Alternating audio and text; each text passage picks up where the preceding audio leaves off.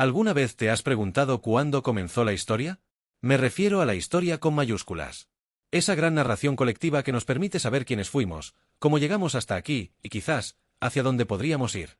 Porque, aunque no lo parezca, la historia no empezó con un rey famoso o con la primera batalla documentada. Empezó mucho antes, en un rincón olvidado del tiempo, cuando alguien, quizás un cazador, quizás un niño, decidió que lo que estaba viendo merecía ser recordado. Durante miles y miles de años, la humanidad caminó por el mundo sin dejar una sola palabra escrita. Vivíamos, cazábamos, nos organizábamos, llorábamos y celebrábamos, pero nada quedaba registrado. A eso lo llamamos hoy prehistoria, aunque es un nombre un poco injusto, como si todo lo que pasó antes de la escritura no contara. Pero sí que contaba, y mucho. Porque incluso sin letras, el ser humano ya contaba historias. Lo hacía con la voz, en torno al fuego, bajo las estrellas o dentro de una cueva. Historias sobre dioses que creaban el mundo, sobre animales gigantes, sobre ancestros valientes o espíritus misteriosos. No eran solo cuentos, eran la forma de explicar el mundo y de transmitir lo aprendido. Imagina por un momento esa escena, un grupo de personas, tal vez vestidos con pieles de animales, reunidos en círculo, mientras uno de ellos habla y todos escuchan. Eso también es historia. O al menos, el principio de ella. Pero claro, el problema de las palabras habladas es que se las lleva el viento. Lo que se cuenta hoy puede olvidarse mañana. Y lo que se olvida, desaparece. Por eso, en algún momento, alguien quiso que sus palabras duraran más. Tal vez fue un comerciante que quería asegurarse de que nadie olvidara cuánto trigo le debían. Tal vez fue un sacerdote que necesitaba registrar sus plegarias. O tal vez fue un gobernante con un ego tan grande que no quería que su nombre se borrara jamás. Fuera quien fuera, ese alguien, o esos muchos alguienes, inventaron la escritura. Y con ella, la historia comenzó a escribirse, literalmente.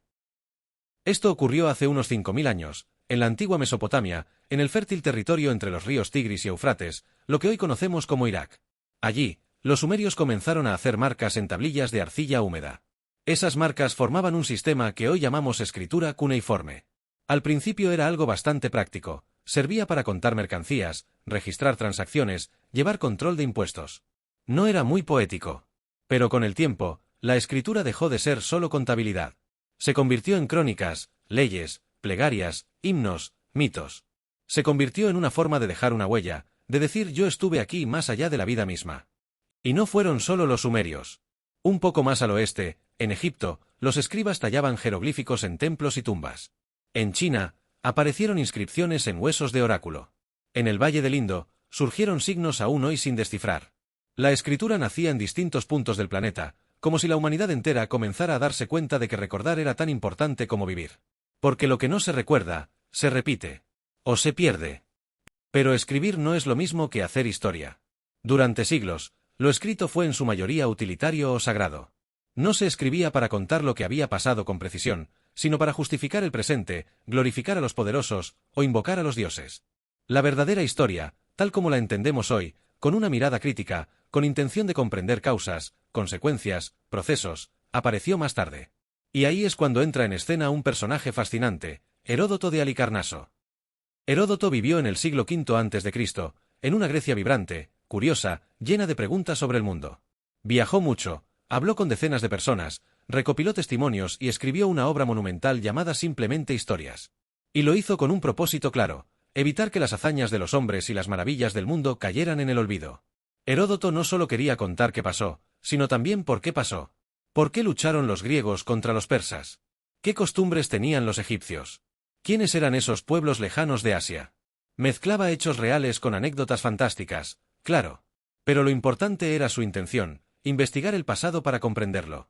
Y eso lo convierte en el primer historiador de la humanidad. Claro que no fue el único. Con el tiempo, otros siguieron sus pasos. Tucídides, más riguroso y escéptico, Polibio, con una visión más estructural, y muchos otros cronistas, escribas y pensadores que aportaron su grano de arena a ese río de conocimiento que llamamos historia. Pero durante siglos, la historia siguió siendo algo al servicio del poder. Los reyes, emperadores y papas sabían muy bien que quien controla el relato del pasado, controla la percepción del presente. Por eso, la historia fue muchas veces escrita no para contar la verdad, sino para imponerla. Crónicas oficiales, genealogías inventadas, monumentos que exageraban hazañas y omitían fracasos. Se decía que los faraones nunca perdían batallas, aunque sus ejércitos fueran destruidos. Los emperadores romanos reescribían su linaje para parecer descendientes de dioses. La historia, más que una búsqueda honesta, era un espejo cuidadosamente pulido para mostrar solo lo que se quería ver. Pero todo eso empezó a cambiar. Con la llegada del Renacimiento, los europeos redescubrieron los textos clásicos y comenzó una nueva forma de pensar. La historia dejó de estar solo en manos de los poderosos y empezó a ser objeto de estudio.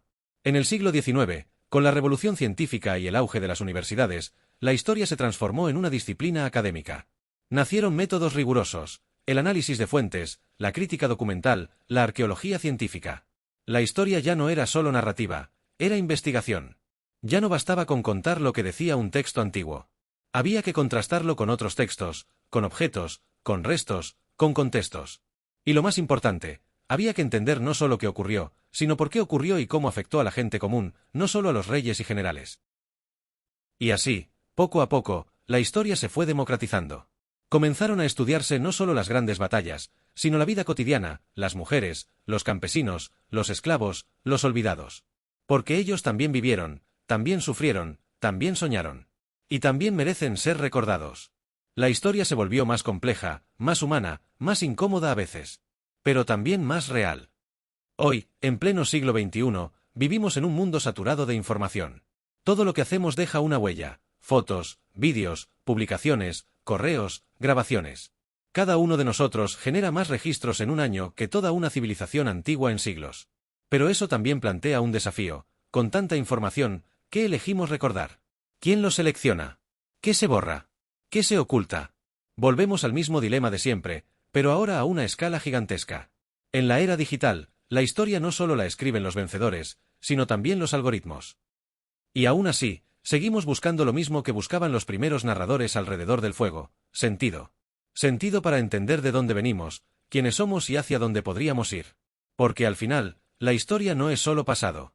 Es una herramienta para vivir el presente y para imaginar el futuro. Así que la próxima vez que escuches la palabra historia, no pienses solo en fechas aburridas o libros polvorientos.